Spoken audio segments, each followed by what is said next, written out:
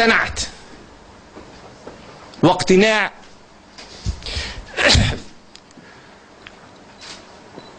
كان تشاطرني فيه عائلتي.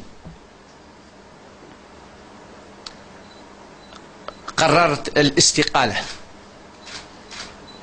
الاستقالة كوزير أول، ليست هروبا من المسؤولية.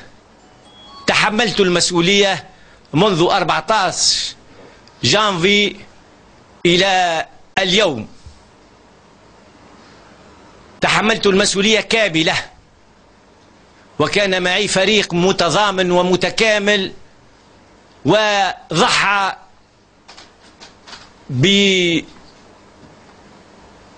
بطمأنينته وبعائلته لأن ينضم إلى الفريق الحكومي، ولولاهم لما كان الإنجازات تمت، ولولاهم لكانت ربما عديد المؤسسات، مئات المؤسسات انتقلت إلى بلدان أخرى، ولولاهم لما كان الكهرباء مازال يشتغل، ولولاهم لكان عندنا نقص في حتى المحروقات.